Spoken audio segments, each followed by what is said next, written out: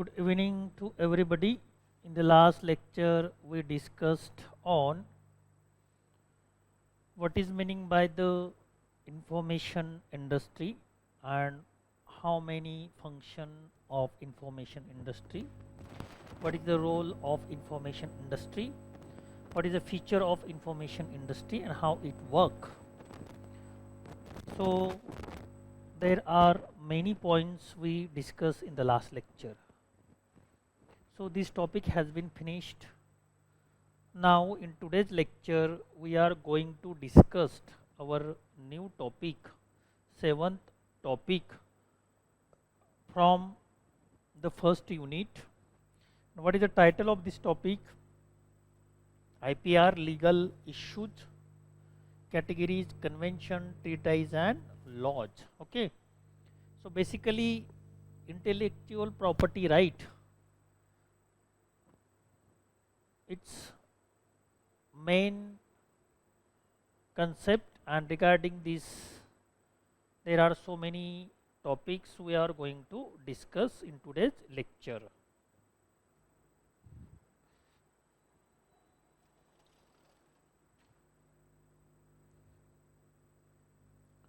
So first of all I would like to tell what is meaning by the intellectual property right. Okay. So if we are looking to this concept, then there are three words are come together, IP and R. IPR, okay, that is called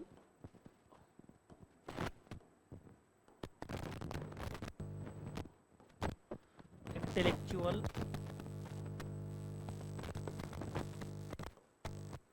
okay, first one. Second one is a property and third one is a rights.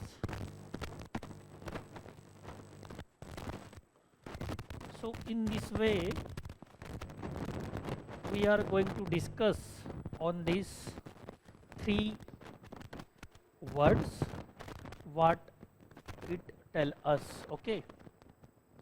So if we are see intellectual word, then it is identify our mind. Okay. Intellectual means mind, जिसे हम बुद्धि बोलते हैं अपनी human की. There are so many creatures, animals on the back of the earth. Only human being is like that. He has gifted by the God intellectual power. So with the help of this intellectual power, human being can think and solve the problem. Okay. He can guess, he can imagine. So there are so many things he can do simultaneously with the help of the intellectual power. बहुत सारे प्राणी आप देखते हो और इन सभी प्राणियों में ह्यूमन यानी मानव प्राणी ऐसा है कि उसको इंटेलेक्चुअल पावर गिफ्ट के स्वरूप में मिली है. If you are compare other animals, other animal don't get any kinds of intellectual power. They don't think like human being. वो इंसान की जैसे मानव प्राणी की जैसे थिंकिंग नहीं कर सकते. So that's why human being consider as special animal all over the animal. तो इसीलिए इंसान को सभी प्राणियों में विशेष प्राणी कहा जाता है. क्यों? Due to the intellectual power, intellectual power की वजह से. ओके. तो intellectual power related to the mind, बुद्धि से रिलेटेड होती है. ओके. तो इसका का काम होता है thinking. Okay. Imagine, guess, solving the problem, making the decisions. There are so many things we can do. We can generate the knowledge, we can create the information with the help of intellectual power. तो इसकी मदद से हम बहुत सारी चीज़ें कर सकते हैं जो कि अदर प्राणी नहीं कर सकते। तो इसीलिए ये हमें विशेष गिफ्ट के स्वरूप में मिले हैं, इंटेलेक्चुअल पावर। तो इसका स्टडी हमें यहाँ पर करना है। तो इसका मतलब ये विशेष है सभी प्राणियों में और केवल इंसान को ही मिली है। Only human being gifted by the god if we are compare the other animals, so that's why it is called the property. तो इसीलिए उसको प्रॉपर्टी कहा गया है। ओके, और ये ऐसी प्रॉपर्टी है जो फिजिकल प्रॉपर्टी आप देखते हो उससे कई गुना सुपीरियर है। भले ही आपके पास फिजिकल प्रॉपर्टी ना हो तो भी चलेगा, लेकिन इंटेलेक्चुअल प्रॉपर्टी हो तो आप सब कुछ कर सकते हो। तो इसीलिए इंटेलेक्चुअल पावर को बड़ा महत्व है, प्रॉपर्टी को बड़ा महत्व है। तो हमें फिजिकल प्रॉपर्टी से इंटेलेक्चुअल प्रॉपर्टी को महत्व देना चाहिए, ताकि ये हमारी ओन प्रॉपर्टी होती है और इसको कोई भी छीन नहीं सकता, कोई भी चुरा नहीं सकता और कोई भी इसे डैमेज नहीं कर सकता। तो इसीलिए इस पावर का बड़ा महत्व होता है और इसीलिए ही इस पावर को प्रॉपर्टी कहा गया है। ओके, तो फिजिकल प्रॉपर्टी के बहुत सारे ड्रॉबैक होते हैं, जैसे कि हम देखते हैं उसको जगह लगती है और फिजिकल प्रॉपर्टी चोरी हो गई तो हमें पता भी चलता है कि किसने लिया। हम उसके अगेंस्ट एफआईआर भी कर सकते हैं जिसने वो चुराया है। लेकिन इंटेलेक्चुअल प्रॉपर्टी का वैसा नहीं है। इंटेलेक्चुअल प्रॉपर्टी का एक विशेष गुण यहाँ पर हम बताते हैं कि इंटेलेक्चुअल पावर जो होती है वह फिजिकल फॉर्म में नहीं होती, वह हमें दिखाई नहीं देती। इसीलिए किसी ने चोरी की तो हमें पता नहीं चलता, लेकिन बाद में ये पता चलता है कि किसी ने हमारी कंसेप्ट चुराई, किसी ने हमारा टेक चुराया है, इमेज चुराई है। ओके, तो फिर हम उसके अगेंस्ट जब एफआईआर लिखने जाते हैं तो हमारे पास एविडेंस नहीं होते कि ये हमारी है ऐसा करके। ओके, तो इसके लिए बहुत सारी प्रोसेस होती है। आप आर्टिस्ट हो और क्रिएटर हो और कोई भी चीज़ आप क्रिएट करते हो अपनी इंटेलेक्चुअल पावर से, तो उसका रजिस्ट्रेशन का प्रोविज़न होता है।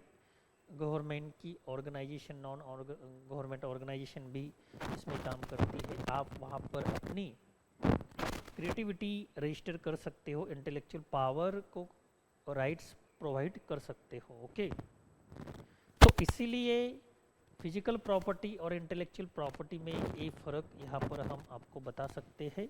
इंटेलेक्चुअल एक गिफ्टेड है by the gods, that's why इंसान ने इसका इस्तेमाल सही जगह पे सही काम के लिए करना चाहिए।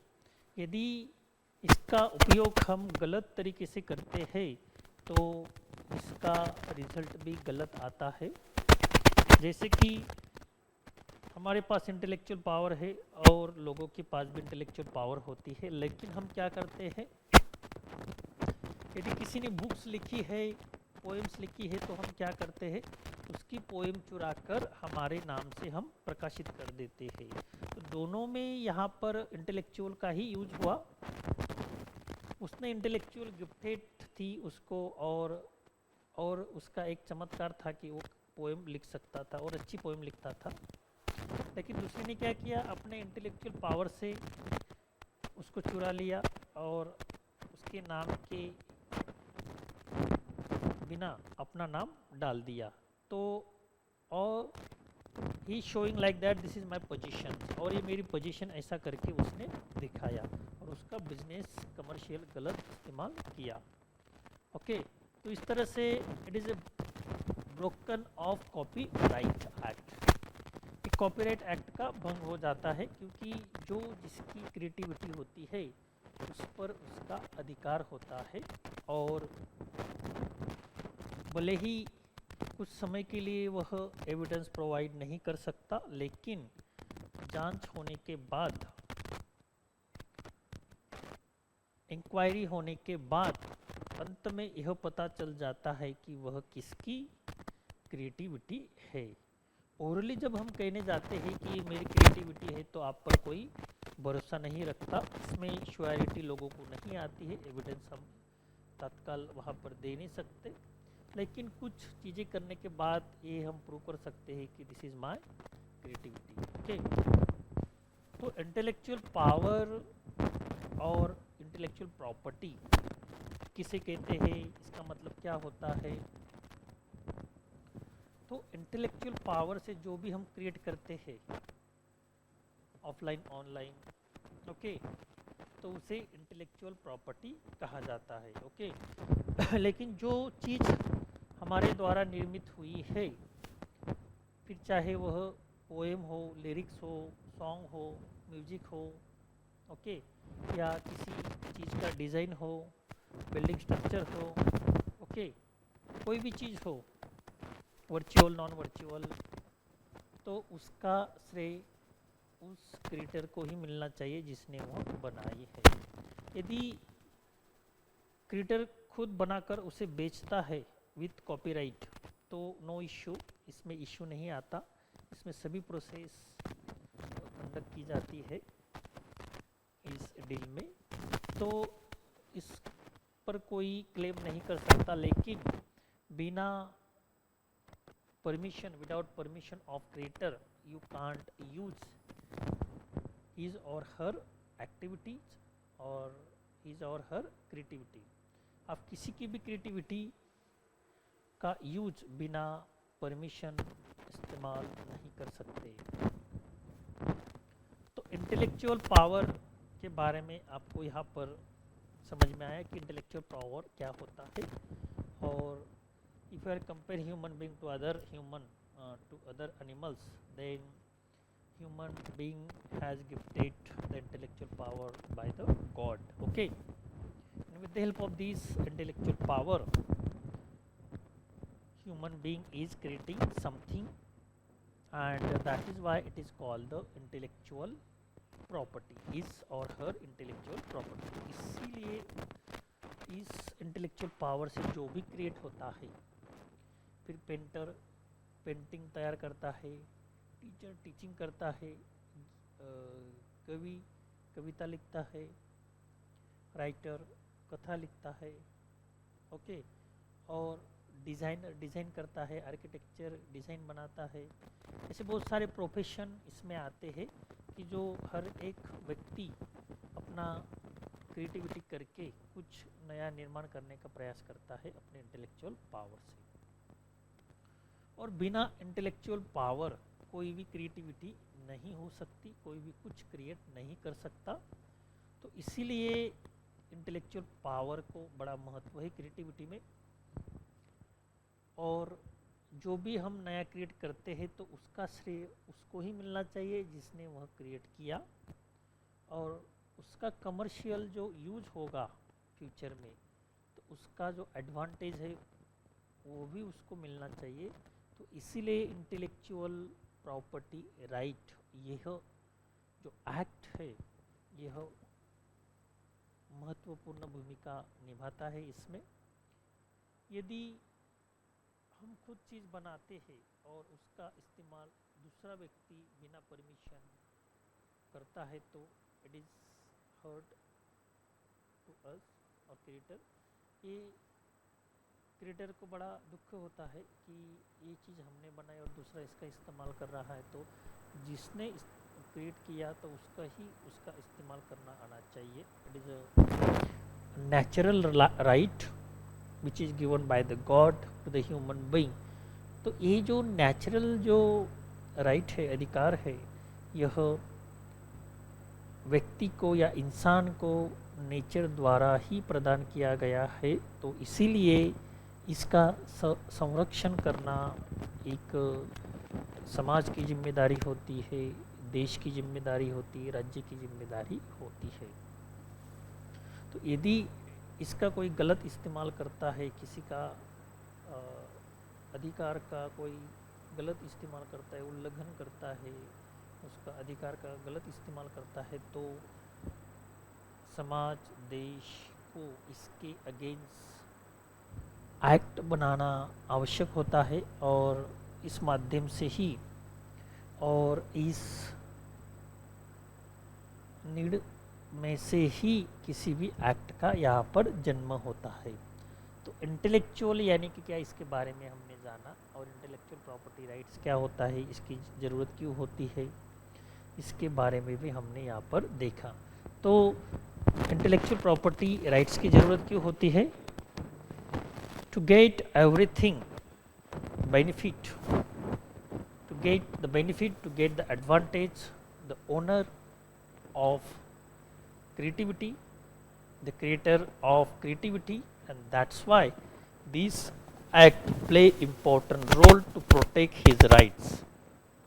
Okay, with the help of this right he can claim in the court or in somewhere and he can get the just there. तो इसी तरह से इस एक्ट के माध्यम से कोई भी व्यक्ति यदि उसके जो इंटेलेक्चुअल पावर है, इंटेलेक्चुअल प्रॉपर्टी है, उसका गलत इस्तेमाल होता है तो वह उसके अगेंस्ट क्लेम कर सकता है और क्लेम करने के बाद उसको जज मिल सकता है। ओके, तो इसलिए प्रोटेक्शन एक्ट तैयार किया गया है। और प्रॉपर्टी जिसे हम बोलते हैं the position of human being, okay, that's why it is called the property. Okay, it is found in two form, physical form and non physical form. Okay, तो प्रॉपर्टी दो प्रकार की होती है, फिजिकल फॉर्म और intellectual. Okay,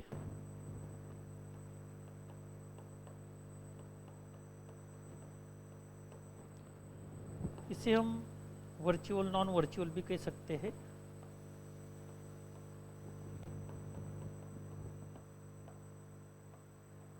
virtual, tangible, intangible.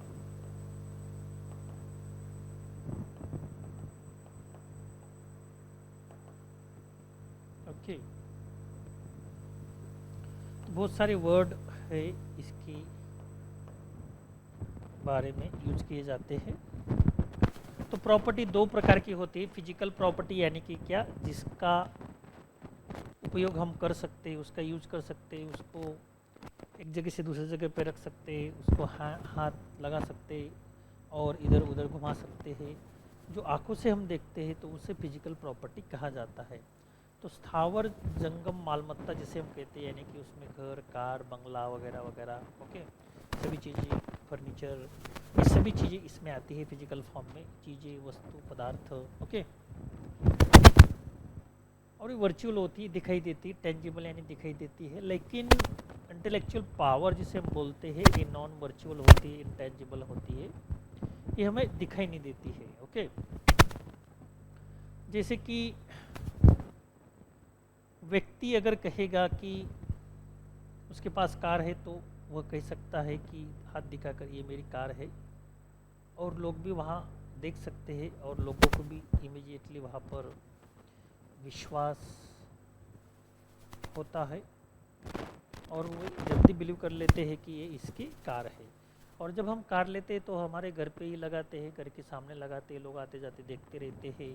Okay, और जब हम चलाते तब भी देखते हैं, जब हम परचेस करते तब भी देखते हैं। तो इसका मतलब फिजिकल फॉर्म में जो प्रॉपर्टी होती है तो उसका पता तुरंत चल जाता है कि ये किसकी प्रॉपर्टी है, क्योंकि लोगों के सामने होती है और लोगों को तुरंत पता चल जाता है कि this is property and who is the owner, इसका ओनर कौन है। ओके, लेकिन जो थॉट्स मैं बोल रहा हूँ आपके सामने, या कोई भी व्यक्ति दूसरों के सामने अपने थॉट एक्सप्रेस करता है, तो कभी कभार वो ऐसा कह सकता है कि दिस इज़ माई थॉट्स, जो मैं बोल रहा हूँ ये मेरी थॉट्स है। तो कभी कभी कुछ इंसान को उस पर भरोसा नहीं होता कि ये इसके थॉट्स है, और कभी कभी हमको ही नहीं होता भरोसा कि ये मेरा थॉट्स है, क्योंकि वर्चुअल होता है, इंटेलेक्चुअल होता है। ओके, और कभी कभी हमारे मन में फिलोसॉफिकल थिंकिंग आता है और बाद में जब हम उस को रिव्यू करते हैं, रीथिंकिंग करते हैं उस पर, या उसको फिर से दोहराते हैं, तो हमें भी आश्चर्य हो जाता है कि ऐसे थॉट्स मैं कर सकता हूँ। हमें भी एक आश्चर्य का एक धक्का बैठता है। तो इसीलिए औरों को भी इस पर तुरंत भरोसा नहीं होता। तो यही फ़र्क फिजिकल प्रॉपर्टी और इंटेलेक्चुअल प्रॉपर्टी यानी कि वर्चुअल प्रॉपर्टी में होता है। जो हमें इंद्रियों से महसूस होता है, आंखों से दिखाई देना, नाक से स्मेल आना, ओके, और हाथ से स्पर्श करना, ओके, और कानों से सुनना, यही चीज़ हम मानते हैं कि दिस इज है करके ऐसा। लेकिन जो चीज़ें हम देख नहीं सकते, उन चीज़ों पे ज़्यादा हमें भरोसा नहीं होता कि ये चीज़ें ऐसी हो सकती है, ऐसा करके तुरंत भरोसा नहीं होता। तो फिजिकल प्रॉपर्टी और इंटेलेक्चुअल प्रॉपर्टी के दो प्रकार होते हैं, एक वर्चुअल एंड नॉन वर्चुअल कह सकते हैं, टेंजिबल और इंटेंजिबल हम यहाँ पर कह सकते हैं, ओके। तो इसका एक उदाहरण हम देते हैं। फिजिकल प्रॉपर्टी और इंटेलेक्चुअल प्रॉपर्टी में क्या फ़र्क होता है और उसका संरक्षण हम किस तरह से करते हैं, और लोगों का कौन सी प्रॉपर्टी पे ज़्यादा भरोसा बैठता है। जैसे कि हमने देखा फिजिकल पे ज़्यादा भरोसा बैठता है कि हम तुरंत कह सकते कि दिस इज़ कार और हु इज़ ओनर, इसका ओनर कौन है, ये किसकी कार है, ऐसा करके। लेकिन ओरली किसी ने कहा कि ये सेंटेंस किसका हो सकता है, तो हम तुरंत नहीं कह सकते, क्योंकि वह एक हवा में बोला हुआ सेंटेंस होता है और उस पर कोई लेबल नहीं होता कि ये किसका है, और वो फिजिकल फॉर्म में नहीं होता है, थिंकिंग या थॉट, ओके। तो इसीलिए तुरंत हम नहीं कह सकते कि किसका थॉट है, किसकी आइडिया है, किसका इमेजिनेशन है, ओके। तो इंटेलेक्चुअल पावर इतनी अदृश्य, इतनी सूक्ष्म होती है कि वह आंखों से दिखाई नहीं देती, लेकिन कभी कभी अपने इंद्रियों से भी तुरंत महसूस नहीं होती है, ओके। तो इसलिए हम उसको आइडेंटिफाई नहीं कर सकते कि इसका ओनर कौन है, ओके। लेकिन इंटेलेक्चुअल प्रॉपर्टी की वजह से यह आइडेंटिफाई करना हमें संभव हो जाता है। यदि वो सारे पोएट्स हो चुके हैं, राइटर हो चुके हैं, ड्रामाटिस्ट हो चुके हैं, यदि उन्होंने केवल लिखा ही होता और अपना वहाँ पे नाम डाला नहीं होता, तो हम कंफ्यूजन हो जाते कि किसके आइडिया, किसने लिखा है, ऐसा करके। लेकिन जब हम थिंकिंग करते, इमेजिनेशन करते, तो उस इमेजिनेशन, थिंकिंग या थॉट्स को हमारा थॉट है ऐसा कहना हमारा अधिकार होता है, और उसका हम प्रिजर्वेशन कर सकते हैं, प्रोटेक्शन भी कर सकते हैं, और इसके लिए कॉपीराइट एक्ट है, इंटेलेक्चुअल प्रॉपर्टी राइट है, इसका उपयोग हम उसका प्रोटेक्शन के लिए कर सकते हैं। तो फिर क्या होता, जैसे कि फिजिकल फॉर्म तुरंत पता चल जाती है कि किसने ये ली होगी। सपोज एक मोहल्ले में दो आदमी रहते हैं, एक आदमी के घर बाइक है और दूसरे आदमी ने उसको चुरा ली और अपनी दूसरे गांव में रख दी, और फिर वह आदमी उस गांव को जाता है तो तुरंत पहचान लेता है कि ये मेरी बाइक है, तो जो चोर है उसका तुरंत पता चल जाता है। लेकिन इंटेलेक्चुअल पावर के, इंटेलेक्चुअल प्रॉपर्टी के बारे में ऐसा नहीं होता कि तुरंत पता नहीं चलता कि किसने हमारी एक्टिविटी चुराई है, क्रिएटिविटी चुराई है, और इसके अगेंस्ट हम तुरंत एफआईआर भी नहीं कर सकते, ओके। लेकिन कुछ प्रोसेस करने के बाद, प्रोविज़न करने के बाद ये हमें तुरंत पता चल जाता है कि ये किसने काम किया है, ओके। तो कहने का मतलब फिजिकल प्रॉपर्टी और इंटेलेक्चुअल प्रॉपर्टी में बहुत बड़ा फ़र्क होता है, और इसमें पोजीशन का प्रॉब्लम आता है। पोजीशन, जब हम फिजिकल प्रॉपर्टी के बारे में पोजीशन दिखाते हैं तो कॉन्फिडेंटली दिखाते हैं, या this is my computer, this is my car, this is my home, this is my pen, this is my bottle, this is my book, this is my notebook. हम ऐसा कॉन्फिडेंटली तुरंत कह देते हैं because all this things are found in the physical form, और लोगों को दिखाई देती है, हमें भी दिखाई देती है। लेकिन थिंकिंग और थॉट प्रोसेस सूक्ष्म होने की वजह से कभी कभी हम जो थॉट करते हैं हमें भी पता नहीं होता कि पिछले 1 घंटे में हमने क्या क्या थिंकिंग किया, क्या क्या थॉट किया।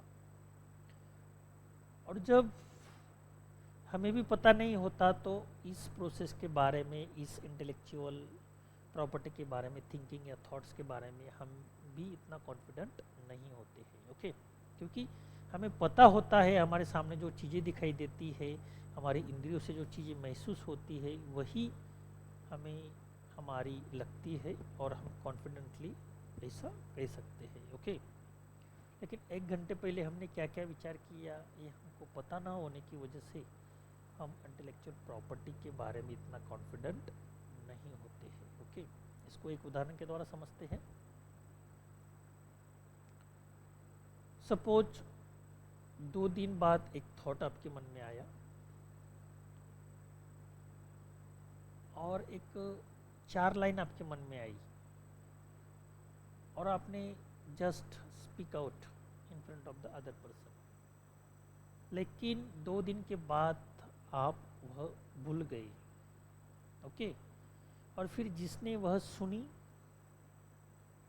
उस पर उसने सेम थिंकिंग करके सेम लिखने का प्रयास किया, वहाँ पर आइडिया आपकी शेयर हुई, थिंकिंग शेयर हुआ, थॉट शेयर हुआ, और उसने सेम आइडिया का यूज करके वैसी ही 4 लाइन लिखने का प्रयास किया और वो सेम आई।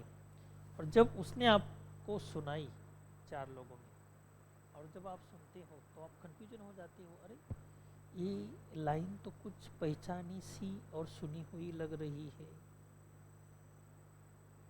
तो आपको याद नहीं आ रहा होता है कि ये आपकी लाइन होती है, लेकिन आपको याद ना होने की वजह से आप तुरंत नहीं कह सकते कि ये मेरी लाइन है ऐसा करके। तो इस तरह से इंटेलेक्चुअल प्रॉपर्टी का हनन होता है या इंटेलेक्चुअल प्रॉपर्टी को चुराया जा सकता है। तो हमें इसके बारे में अवेयर रहना आवश्यक है। तो कुछ चीज़ें इंटेलेक्चुअल पावर ऐसी होती है जो सूक्ष्म लेवल पे घटित होती है, तो उसको हमें प्रोटेक्ट करने के लिए लिख लेना चाहिए थिंकिंग को, थॉट को। जब आप थॉट लिखते हो तो आपको पता चल जाता है कि ये थॉट मेरे द्वारा आया है, 4 लाइन मेरे द्वारा आई है, पोएम मेरे द्वारा आई है।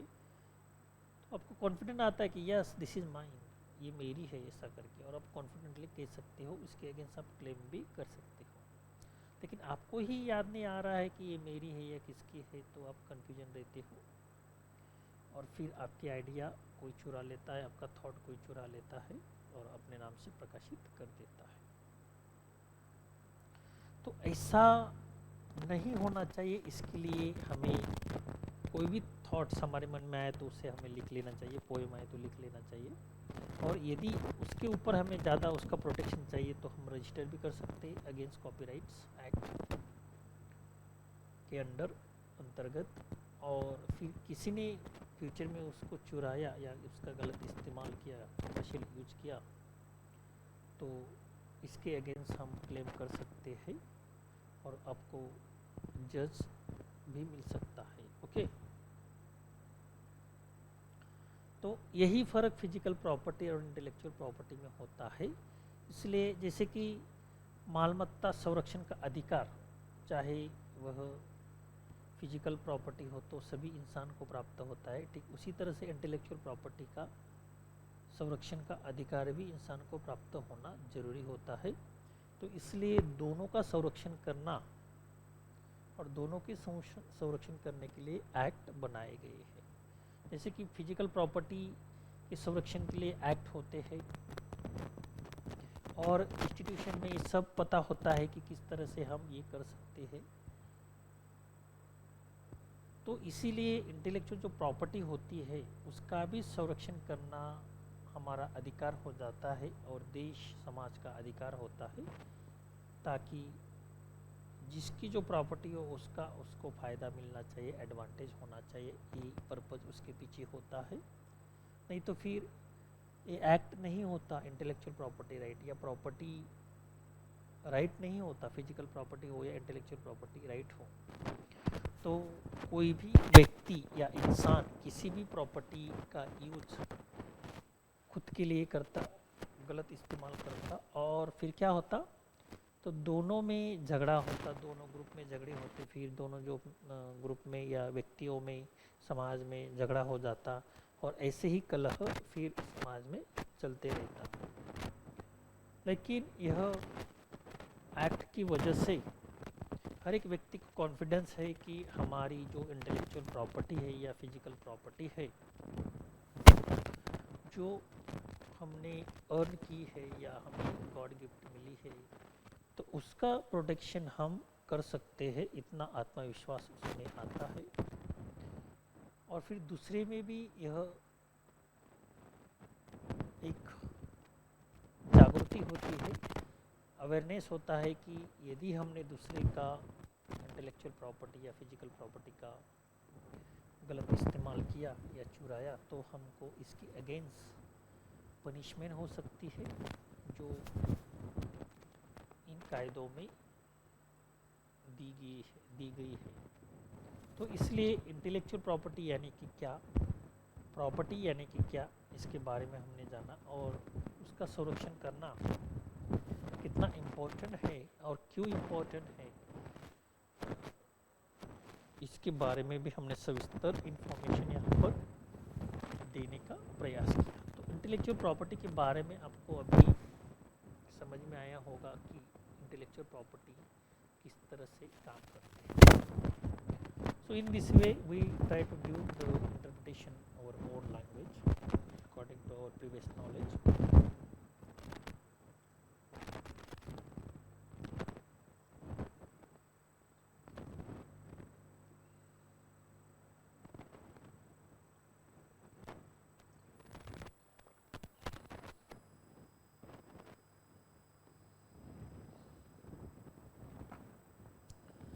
So we will go through the text lesson. Intellectual property refer to creation of mind. Okay, already I have told this, such as invention, literary, artistic work, design, symbols, name and image used in commerce. So whatever you create something new, that is why it is called the intellectual property. Intellectual property जो भी आप निर्माण करते हो नया कुछ, तो उसको इंटेलेक्चुअल प्रॉपर्टी कहा गया है। So it is protected in law और by law, by patent, copyright and trademark. इससे किससे प्रोटेक्ट किया जाता है? लॉ। ओके, और क्यों? क्योंकि इसकी फियर रहती है कि ये हमसे कोई चुरा न ले और इसका कोई गलत इस्तेमाल ना कर सके। Okay, intellectual property. ओके, तो इसमें क्रिएटर होते हैं। क्रिएटर कौन से होते हैं? सभी उसमें आते हैं, author, writer, painter, designer, okay, the teacher, inventor,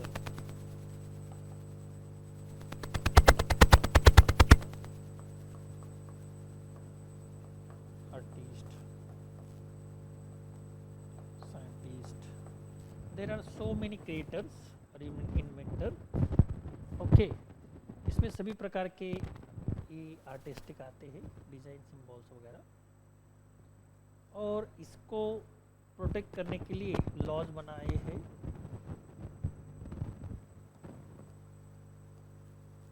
laws, protection laws, और वो लॉज कौन से आपको पता होना चाहिए? कॉपीराइट, पेटेंट और डिजाइन एक्ट, ओके।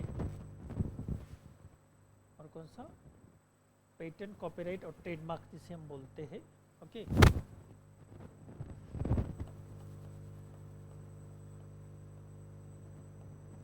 तो कॉपीराइट आर्टिस्टिक जो वर्क होता है, लिटरेरी जो वर्क होता है, उसके लिए हम कॉपीराइट यूज करते हैं। पेटेंट यानी कि जो इन्वेंशन होता है उसके अगेन हम पेटेंट यूज करते हैं। और ट्रेडमार्क यानी कि क्या, जो इंडस्ट्रियल प्रोडक्ट होता है उसके लिए हम ट्रेडमार्क यूज करते हैं। तो तीनों फील्ड में ये लॉज हमें मदद करते हैं हमारे इंटेलेक्चुअल प्रॉपर्टी को यूज करने के लिए, ओके। और फिर which enable people to earn recognition or financial benefit from what they invent or create। Financial benefit recognition क्या क्रिएट करता है, इसके लिए हम उसका यूज करते हैं। Concept of intellectual property,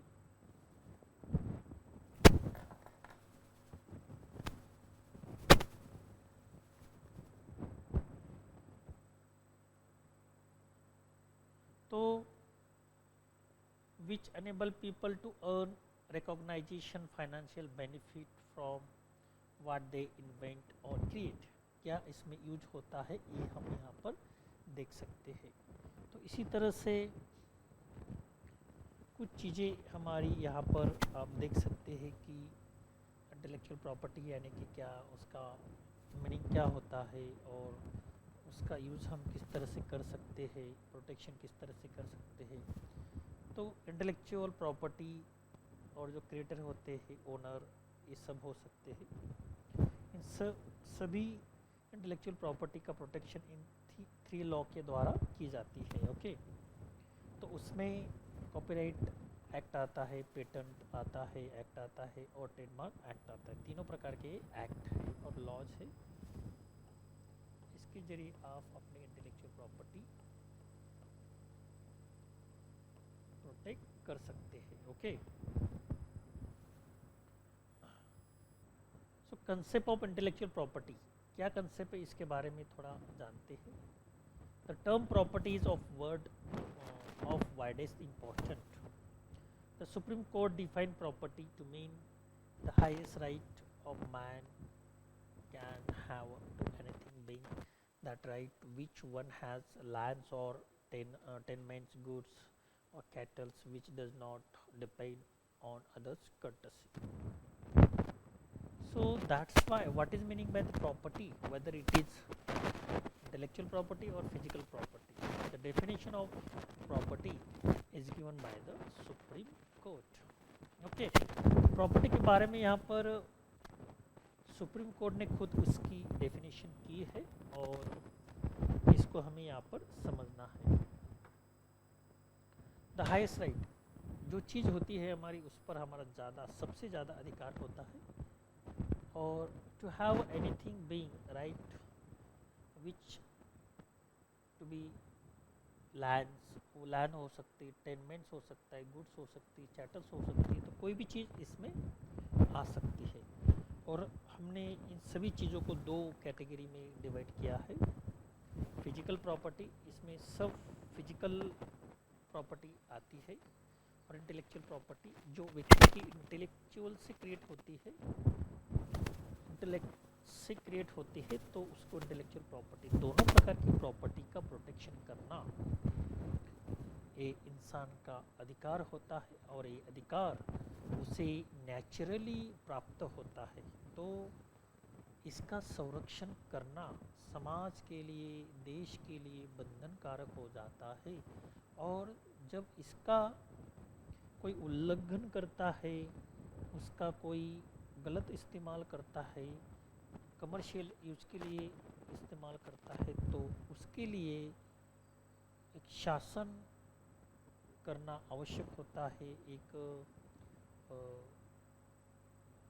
punishment करना आवश्यक होता है। तो उसके लिए लॉज की प्रोविज़न बनाई जाती है, राइट्स की प्रोविज़न बनाई जाती है, एक्ट की प्रोविज़न बनाई जाती है, ताकि हर एक व्यक्ति के अधिकारों का संरक्षण हो सके.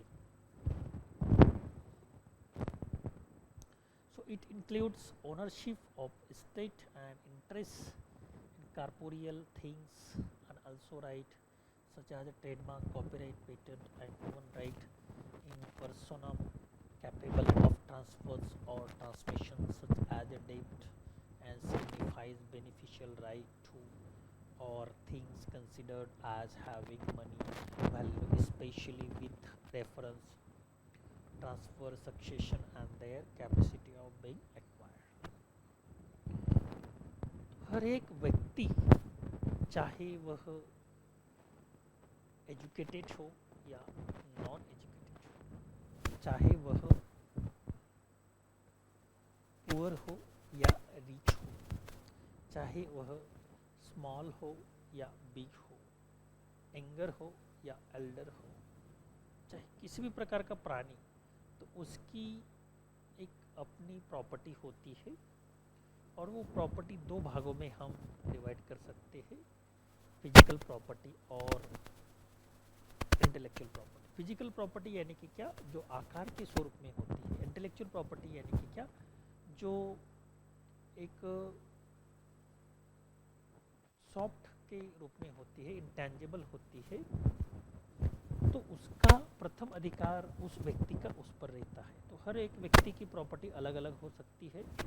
ओके, तो उस पर प्रथम अधिकार उस व्यक्ति का होता है. तो अकॉर्डिंग टू हीज प्रोविजन वह व्यक्ति उस प्रॉपर्टी का इस्तेमाल कर सकता है, ना कि दूसरा. राइट, उसके पास जो प्रॉपर्टी है तो उसका वह सेल कर सकता है, ट्रांसफ़र कर सकता है, किसी को डोनेट कर सकता है. ओके, या कुछ उसका सही या गलत इस्तेमाल कर सकता है उसकी खुद की प्रॉपर्टी का, लेकिन खुद कर सकता है. यदि दूसरा उसका सही या गलत इस्तेमाल करता है तो it is a crime according to this act, copyright act, according to patent और ट्रेडमार्क एक्ट. ओके, तो यह एक क्राइम बन जाता है यदि दूसरा विदाउट परमिशन करता है. लेकिन खुद करता है तो वो एक्ट के अगेंस्ट नहीं होता, वह क्राइम नहीं होता है. ओके, तो यह बात हमारी यहाँ पर समझ में आई. पहली कि हर एक व्यक्ति की एक प्रॉपर्टी होती है अपनी खुद की, चाहे वो फिजिकल प्रॉपर्टी हो या इंटेलेक्चुअल प्रॉपर्टी हो, तो उसका यूज़ भी वह और इस्तेमाल भी वह खुद कर सकता है, वह उसका राइट्स होता है. यदि उसका राइट्स का कोई भंग करता है, इसकी प्रॉपर्टी चुरा कर या गलत इस्तेमाल कर कर, तो उसके लिए समाज को या देश को या राज्य को, गवर्नमेंट को एक्ट बनाना जरूरी होता है. देन प्रॉपर्टी में बी corporeal, incorporeal. Okay, means physical, non physical. Corporeal property is always visible. Corporeal यानी कि जो हम देख सकते हैं. ओके, जिसे हमने एक नया वर्ड दिया है फिजिकल. राइट, और टेंजिबल, टेंजिबल वर्ड दिया है जैसे कि हमने डिवाइड किया था. और it related to material things, और वह भौतिक चीज़ों से संबंधित होती है, आकार से संबंधित होती है. whereas incorporeal property is intangible and having no physical existence. जैसे कि एक इमेजिनेशन है, आइडियाज़ है, थॉट है, ये सभी जो चीज़ें हैं यह दिखाई नहीं देती, लेकिन ये भी प्रॉपर्टी होती है. और इस प्रॉपर्टी को हम इनकॉर्पोरियल प्रॉपर्टी कहते हैं, इंटेंजिबल प्रॉपर्टी कहते हैं, इनविजिबल प्रॉपर्टी कहते हैं. Okay, so having no physical existence. Intellectual property rights deal with intangible property. तो प्रॉपर्टी में के बारे में आपको ये फ़र्क समझ में आया होगा. और it is very easy to protect the physical property because it is visible, but it is very difficult to protect intellectual property because it is not visible, it is invisible. Okay, that's why we can't show immediately our position on intellectual property, because it is need to give the evidence, it is need to give the proof in front of the other person. That's why it is very difficult for us, and not for us but each and every person. So intellectual property is a legal concept which refer to creation of mind for which exclusive rights are recognized. Under intellectual property law, owners are granted certain exclusive rights to variety of intangible assets such as musical, literary and artistic work, discoveries, invention, words, phrases, symbols and design rights, trades, dress and in some jurisdictions trade secret. Okay. IP cannot be defined or identified by its own physical parameters. Generally, trademarks, copyrights, patents, trade secret are referred to as intellectual property. Okay. तो इस तरह से हम यहाँ पर देख सकते हैं कि इंटेलेक्चुअल प्रॉपर्टी किसे कहा जाता है और क्यों कहा जाता है. ओके. और उसका संरक्षण करना कितना इम्पोर्टेंट हो जाता है. राइट.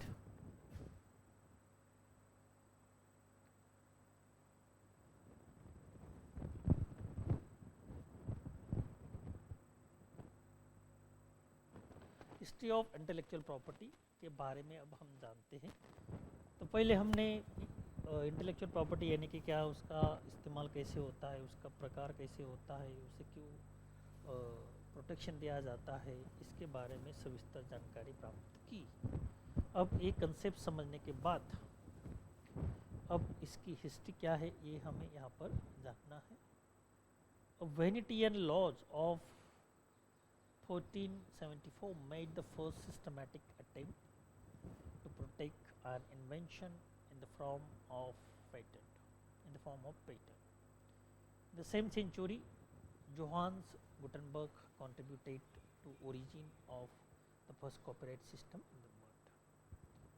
तो इस तरह से पहला जो अटेम्प्ट किया गया रिगार्डिंग दिस इन 1474 में ये फर्स्ट अटेम्प्ट किया गया कि इसके रिगार्डिंग एक कॉपीराइट सिस्टम का उदय हुआ. Although the British Statute of Anne 1710 and the Statute of Monopolies 1624 are now seen as the origin of copyright and patent of law respectively. Copyright act यानी patent की किस तरह से रचना हुई ये यहाँ पर दिया है दोनों एग्जांपल से. ये आपको ध्यान में रखना है. पहला अटेम्प्ट हिस्ट्री के बारे में, वेनेटियन लॉज. ओके. फर्स्ट और second British statue of Anne 1710 second attempt. Then third one statue of monopolies third. Date back to 1867 with founding the North German Federation, whose constitution granted legislative power over the protection of the IP Federation after the merger of Paris Convention. Okay. तो Paris convention 1883, burn convention 1886. Okay. तो इस तरह से ये fourth और ये fifth, if you are write the sequentially then you will understand how this act was generated. Okay. You can write year wise.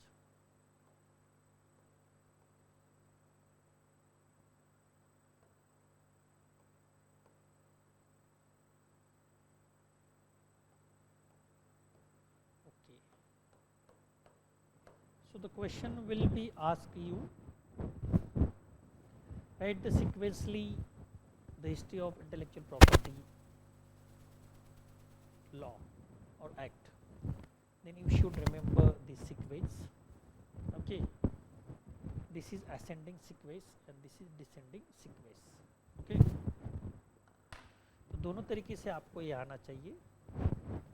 आपको ऐसा भी सवाल आ सकता है, right history of intellectual property in descending order और ascending order. तो दोनों किस तरह से आ सकती है आपको पता होना चाहिए, और ये ऑलरेडी दिए आंसर में ऑप्शन में दी जाती है और आपको चूज करने के लिए बोला जाता है।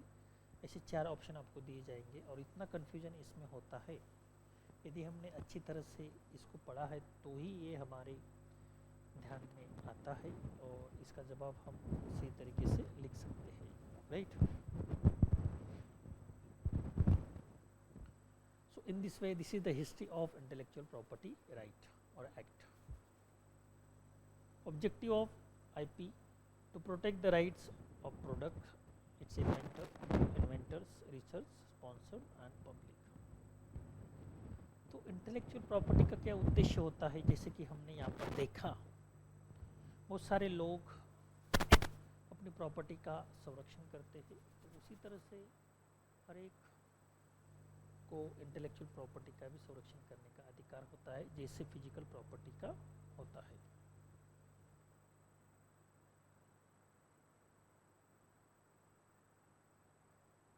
ओके, और दूसरा, to eliminate the infringement, improper exploitation and abuse of the project and intellectual asset belonging to the product of the other person। हर एक व्यक्ति की एक अपनी ओन पोजीशन होती है, प्रॉपर्टी होती है, फिर चाहे वो फिजिकल प्रॉपर्टी हो, विजिबल प्रॉपर्टी या इनविजिबल, जिसे हम फिजिकल प्रॉपर्टी इंटेलेक्चुअल प्रॉपर्टी बोलते हैं। तो प्रथम उस व्यक्ति का उस पर अधिकार होता है, वह उसका सही और गलत दोनों तरीके से इस्तेमाल कर सकता है। वह उस व्यक्ति पर डिपेंड होता है वो किस तरह उसका इस्तेमाल कर सकता है, लेकिन उस पर उसका अधिकार होता है। यदि उसका गलत इस्तेमाल या सही इस्तेमाल दूसरा व्यक्ति करता है तो it is against the law, ये लॉ के अगेंस्ट होता है और खुद वह व्यक्ति इसके अगेंस्ट क्लेम कर सकता है, कंप्लेंट कर सकता है इस कॉपीराइट के एक्ट। तो इसका मतलब इस का उद्देश्य जो है हर एक व्यक्ति की जो प्रॉपर्टी उसका संरक्षण करना है। To optimize the environment and incentive research and for the creation of new knowledge। यदि हर एक व्यक्ति को ये विश्वास प्राप्त होता है, हम जो क्रिएटिविटी करने वाले हैं उसको संरक्षण मिलता है, फिर चाहे वो थॉट हो, नॉलेज हो, आइडियाज़ हो, ओके, तो हर एक व्यक्ति को एक आत्मविश्वास प्राप्त होता है कि यस, हम जो कुछ क्रिएट करेंगे उसका हम ही इस्तेमाल करेंगे, दूसरा कोई नहीं कर सकता। ये श्योरिटी उसमें होनी चाहिए ताकि हर एक व्यक्ति दूसरों के इंटेलेक्चुअल पावर का रिस्पेक्ट करे। ओके, जैसे खुद को लगता है कि मेरी जो प्रॉपर्टी है, मेरी चाहे वो फिजिकल प्रॉपर्टी हो या इंटेलेक्चुअल प्रॉपर्टी, वो किसी के द्वारा गलत इस्तेमाल ना हो या उसका गलत यूज़ ना हो, उसको कोई चुराए नहीं, तो हमें भी दूसरों की जो प्रॉपर्टी होती है उसका भी गलत उपयोग नहीं करना है और हम ऐसा करते हैं। तो इसकी वजह से समाज में एक संतुलन बना रहता है, क्योंकि हर एक दूसरों की एक दूसरे की प्रॉपर्टी का रिस्पेक्ट करते हैं और गलत इस्तेमाल नहीं करते हैं। To optimize the environment and incentive for research and for the creations of new knowledge, to promote linkage with industry and stimulate research through developing and utilizing novel technologies and creative works for commercializations and plug back resource to the interested parties। Okay, so to promote creativity and invention, तो हमारे द्वारा जो creativity होती है तो उसका हम invention करते हैं या क्रिएटिविटी उसको प्रमोट कर सकते हैं। Okay, To ensure fair, equitable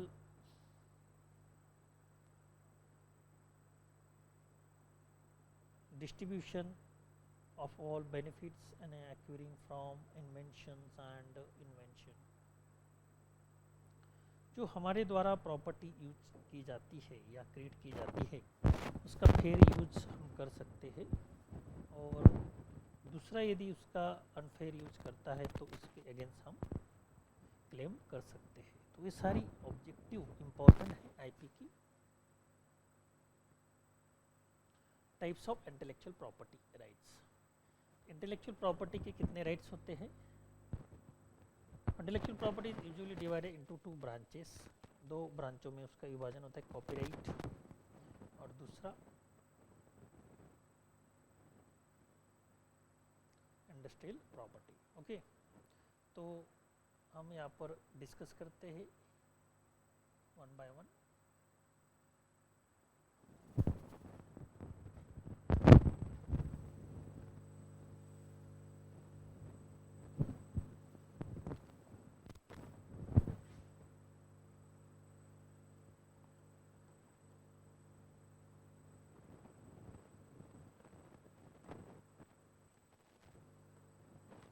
तो इसके दो प्रकार होते हैं, कॉपीराइट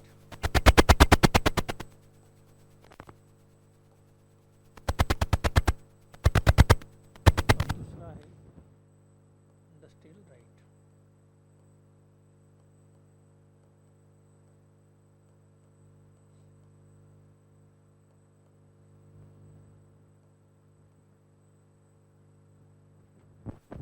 ओके,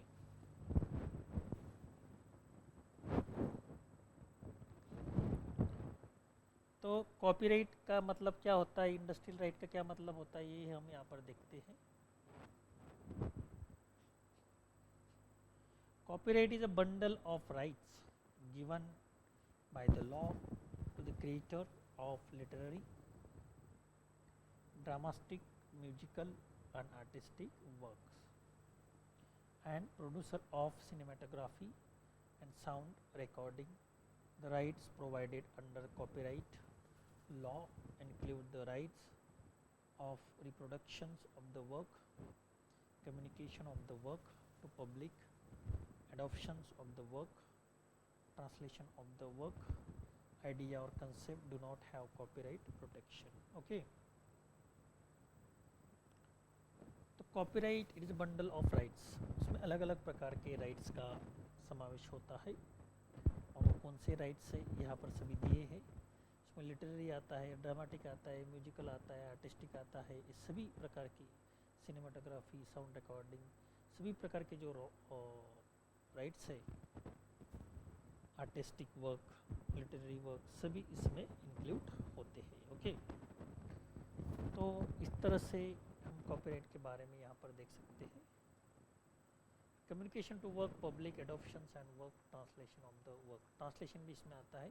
आइडिया और concept do not have copyright protection, idea और कंसेप्ट को कॉपीराइट प्रोटेक्शन नहीं मिलता। Copyright works of the countries mentioned in the international copyright order are protected in India as if such works are Indian works।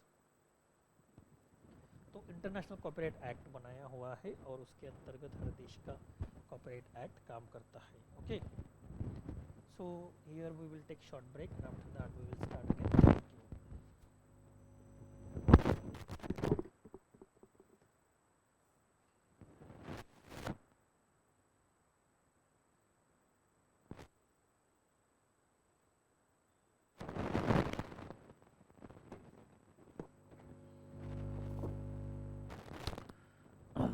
So in this way there are two types of intellectual property rights. First one copyright and second one is industrial rights. So under the copyrights, which kind of the things are come there? Literary works, all literary works, dramatic works, musical work, artistic works, cinematography, recordings, okay, all kinds of the things come under the copyright. So copyright of works of the countries mentioned in the international copyright under order are protected in India.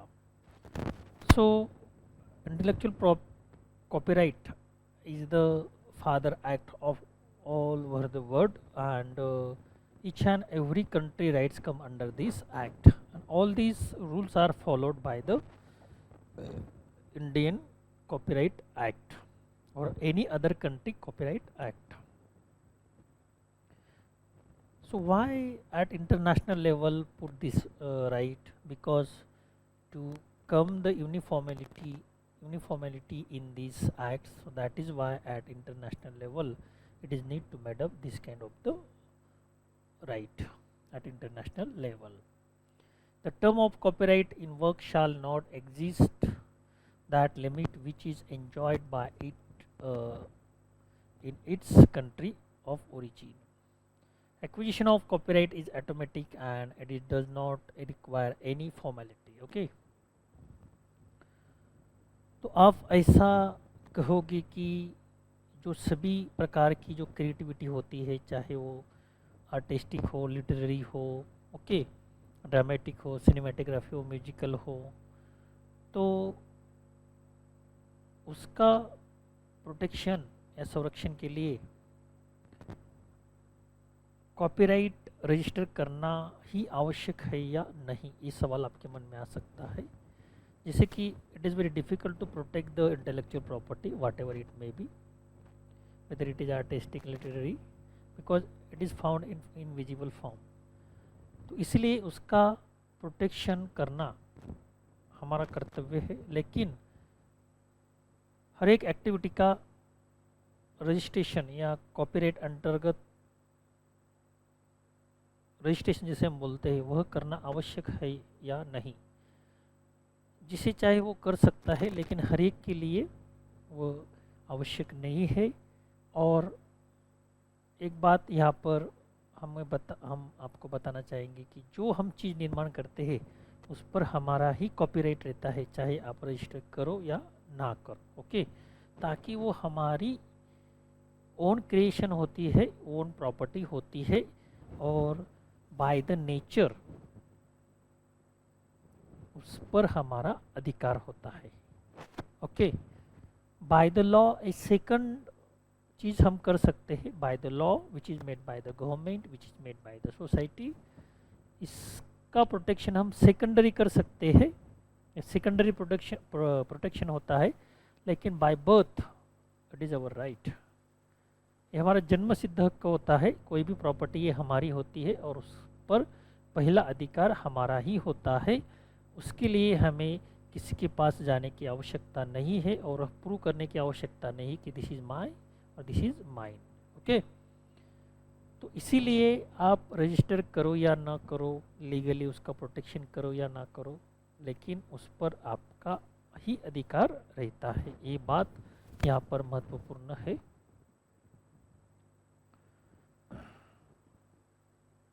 So copyright come into existence as soon as work create and the formalities required to be completed for acquiring copyright. जैसे कि चीज़ हम निर्माण करते हैं तो उस पर हमारा ही अधिकार बच जाता है, हमारा ही अधिकार होता है. लेकिन फॉर्मेलिटी के लिए आप रजिस्ट्रेशन कर सकते हो अंडर द कॉपीराइट एक्ट, और चाहे आपको नहीं करना तो आप नहीं भी कर सकते हैं. Okay, it is depend on you. However, certificate of registration of copyright and the entries made therein serve a prima facie evidence in court law with reference to dispute learning and to ownership copyright. लेकिन आप जैसे ही आप कुछ create करते हो और unique होता है तो आप इसका रजिस्ट्रेशन कर सकते हैं, ताकि आपको ये प्रूव करने में दिक्कत ना आए कि दिस इज़ माई और दिस इज़ माइन क्रिएटिविटी, ये मेरी क्रिएटिविटी है ऐसा करके. जैसे कि हमने स्टार्टिंग में कहा कि जैसे फिजिकल प्रॉपर्टी की पोजीशन दिखाने के लिए हमें ज़्यादा दिक्कत नहीं आती क्योंकि वो विजिबल फॉर्म में होती है. लेकिन इंटेलेक्चुअल प्रॉपर्टी की पोजीशन दिखाने के लिए हमें दिक्कत क्रिएट होती है क्योंकि वो इनविजिबल फॉर्म में होती है और उसका एविडेंस हम तुरंत नहीं दे सकते.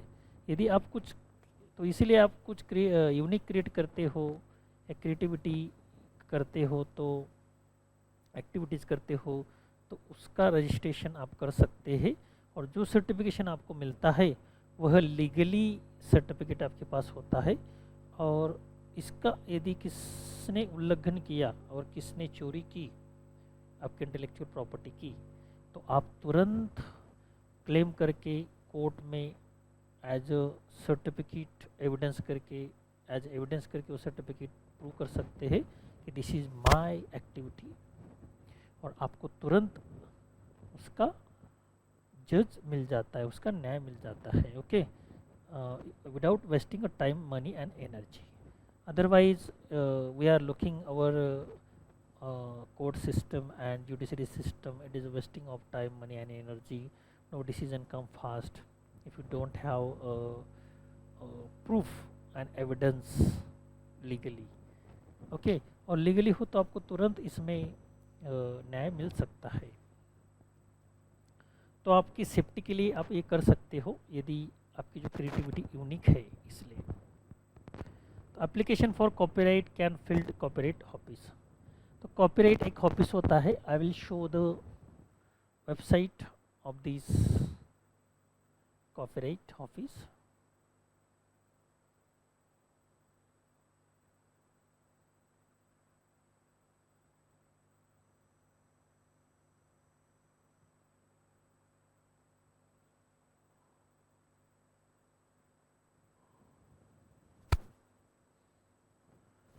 This is the government website of copyright, and here you can register your creativity, your activities. Okay, and you will get immediately the certificate by online by paying the nominal fees, and this will you will prove as evidence in the court. Okay, so by visiting this website www.copyright.co.in, you can register your activities there. Okay, so you can see copyright office where is situated, and how you can register. All things are given there.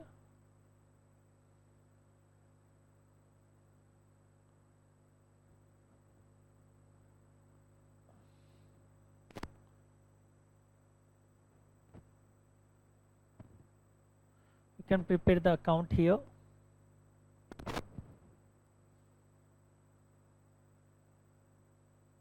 So in this way, as a live example, I try to show you, आपको दिखाया live example किस तरह से आप copyright act के अंतर्गत अपना आवेदन भर सकते हैं।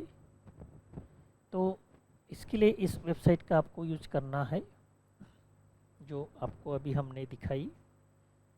तो आपको किसी को पैसे देने की ज़रूरत नहीं है, नहीं तो बहुत सारी जो बीच में डिस्ट्रीब्यूटर होते हैं, एजेंसियां होती है, वो बहुत सारे आपको पैसे लेते हैं कि आपको 10,000 लगेंगे, 20,000 लगेंगे कॉपीराइट का रजिस्ट्रेशन करने के लिए।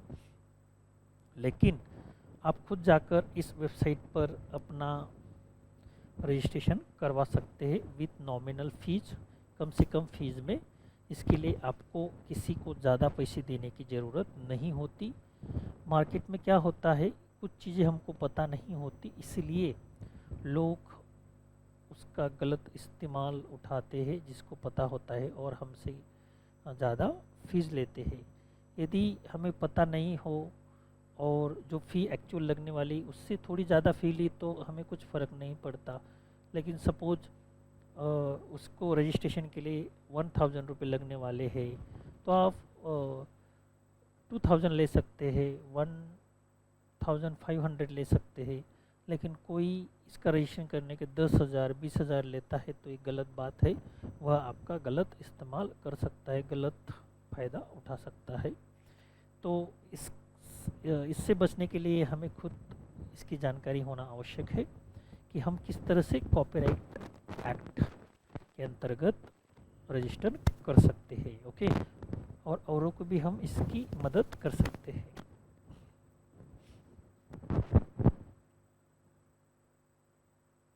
The term copyright in work shall not exist in limit and enjoy, ये हुआ। Computer software and program can also be registered as a literary work as per Copyright Act in 1957 of India. Literary works include computer programs, tables and compilation including computer database. तो literary works जो है, जैसे literary शब्द हम बोलते हैं तो उसमें साहित्य आता है, लेकिन उसके अंतर्गत आप कंप्यूटर रिलेटेड वर्क भी रजिस्टर कर सकते हैं। ये थोड़ा आपको अजीब लगेगा, और ये कैसे हो सकता है कि लिटरेरी वर्क्स अलग होता है, कंप्यूटर वर्क अलग होता है सॉफ्टवेयर रिलेटेड, और हम कैसे इसमें और इसके अंतर्गत रजिस्टर कर सकते हैं। इस पर यदि सवाल आया तो आप इसका जवाब सही तरीके से लिखना। Can we register the computer works under the literary works, ऐसा सवाल आपको आ सकता है, तो इसका जवाब यस होगा, पहला ऑप्शन। दूसरा ऑप्शन नो होगा, दूसरा ऑप्शन बोथ नॉट होगा, और नन ऐसा होगा तो आपको एस को चुनना होगा ताकि आपका जवाब सही आ सके। Okay, source code has also to be supplied along with the application and for registration or copyright for software product. 2012 amendment make Indian copyright law compliant with internet treaties like the WIPO, World Intellectual Property Organization Copyright Treaty, and WIPO Performance Phonograms Treaty। तो इस तरह से आप computer source code भी इसमें use कर सकते हो। तो इस तरह से कॉपीराइट एक्ट के बारे में हमने यहाँ पर जानकारी प्राप्त की। Industrial property means property that is use for manufacturing, processing और वेयर हाउसिंग। तो इंडस्ट्रियल एरिया में, इंडस्ट्रियल फैक्ट्री में जो चीज़ें होती है, डिज़ाइन की जाती है, वो सभी इसके अंतर्गत आती है। So it related to creations of human mind, and such creations are invention and industrial designs। तो ये भी एक इन्वेंशन का ही पार्ट होती है, और which is related to human mind. और industrial property include trademarks, pattern, industrial design, geographical indication, trade secret इसमें ये आता है। आपको ये समझ में आना चाहिए कॉपीराइट के अंतर्गत कौन से वर्क्स आप रजिस्ट्रेशन कर सकते हैं, और इंडस्ट्रियल प्रॉपर्टी के अंतर्गत कौन से रजिस्ट्रेशन कर सकते हैं। ये समझ में आ गया तो आपको ये पूरा चैप्टर समझ में आ सकता है। तो इसमें 3 प्रकार की चीज़ें आप कर सकते हैं, trademarks, okay, pattern, industrial design, geographical indication, secret, trade secret वगैरह। ओके, तो 1 बाय 1 हम इसके बारे में जानकारी प्राप्त करते हैं। Trademark is a typically name of word, phrase, logo, symbol, design, image or combination of these elements। यदि आपकी खुद की कंपनी है, ब्रांड है, प्रोडक्ट है, तो उसका लोगो होता है, इमेज होती है और कुछ भी सिंबल होता है। तो उसके बेस पर आप बिजनेस करते हो, और लोगों में वह फेमस है, उससे सिंबल से लोग पहचान जाते हैं कि ये आपका प्रोडक्ट है, आपकी कंपनी, आपका डिज़ाइन है। तो ये आपकी पहचान बन जाती है आपके प्रोडक्ट की, क्रिएटिविटी की। तो इसका संरक्षण करना आपका अधिकार है। यदि मेरी कंपनी है, वह ब्रांड बन चुकी है, उसका लोगो में जा चुका है, और उस लोगो से ही लोग पहचान जाते हैं कि दिस इज कंपनी, और उसका ही ब्रांड खरीदते हैं, प्रोडक्ट खरीदते हैं। लेकिन कल जाकर कोई इसका गलत इस्तेमाल करके वो लोगो अपने प्रोडक्ट पे प्रिंट कर लेता है, और उस लोगों के नाम से या कंपनी के नाम से अपना प्रोडक्ट बेचने लगता है, तो एक गलत इस्तेमाल होगा, एक गलत कमर्शियल इस्तेमाल हो सकता है, और इसके लिए हम क्लेम कर सकते हैं। यदि ये पहले से रजिस्टर है तो ये क्लेम हम क्लेम कर सकते हैं। ऐसा बहुत कुछ समाज में होता है, और ऐसे मैटर भी हुए हैं जो अभी कोर्ट में चल रहे हैं या हो चुके हैं। So there is also range of non-conventional trademark comprising marks which do not fall into standard categories, and such those based on color, smell or sound like jingles. Trademarks cannot be offensive. तो इसमें बहुत सारे चीज़ें आ सकती है। आप colour के नाम से, स्मेल के नाम से, साउंड के नाम से, जिंगल के नाम से भी उसका ट्रेडमार्क करवा सकते हैं। Trademark cannot be offensive, ये ऑफेंसिव नहीं होता। According to section 2 in bracket 1 ZB of the Trademark Act 1999 of India, trademark should be capable of being represented graphically, should also be capable of distinguish the goods or service of one person from those of others. The function trademark is to give an indication to the purchaser or possible purchaser as the manufacturer quality of goods and services, to give indication of his eyes or the trade source from which goods or service come, the trade hands and through which the pass of their way to the market. तो trademark से क्या होता है, जो product होता है उसका, उसके सभी प्रकार की चीज़ों का प्रोटेक्शन होता है, और यदि किसी ने उसका गलत कमर्शियल इस्तेमाल किया तो हम उसके अगेंस्ट क्लेम कर सकते हैं। In India, the first legislation in respect of trademark brought on the statute books was Indian Mercantile Marks Act 1889। तो 1889 में merchandise marks, Indian merchandise marks act का निर्माण हुआ। This act was followed by the trademarks act, इसे ही हम trademarks act कहते हैं। तो Indian merchandise marks act is called Indian trademark act, this is true और फॉल्स, तो आपको ये समझ में आना चाहिए। इन 1940 accordingly the trademark act in 1999 was adopted which came into force on 5th September 2003, और ये ट्रेडमार्क एक्ट 2003 से अस्तित्व में आया। और फिर उसके बाद patent. Patent is an exclusive right granted for invention, ये इन्वेंशन के लिए दिया जाता है और इसके अंतर्गत हम इन्वेंशन रजिस्टर कर सकते हैं, विच इज प्रोडक्ट और process that provides in general a new way of doing something, offers a new technical solution to problem. This right is confirmed by patent office, ये पेटेंट ऑफिस से हम इसका registration करवा सकते हैं। It is right for inventor exploit his invention subject provision of patent act in 1970 for limited period of time. तो limited period of time के लिए हम अपना इन्वेंशन रजिस्टर करवा सकते हैं पेटेंट ऑफिस में जाकर। ऑफलाइन करवा सकते हैं, और अभी तो ऑनलाइन का ज़माना है तो ऑनलाइन करवा सकते हैं। जैसे कि हम कॉपीराइट ऑफिस की वेबसाइट को विजिट करके हम कॉपीराइट रजिस्ट्रेशन कर सकते हैं, ठीक उसी तरह से ट्रेडमार्क और पेटेंट के ऑफिस को जाकर पेटेंट का भी रजिस्ट्रेशन करवा सकते हैं। तो इस तरह से इंटेलेक्चुअल प्रॉपर्टी राइट्स के बारे में हम अलग अलग जानकारी यहाँ पर प्राप्त कर रहे हैं, और वेबसाइट पे जाके हम ये सभी चीज़ें खुद करवा सकते हैं। इसके लिए हमें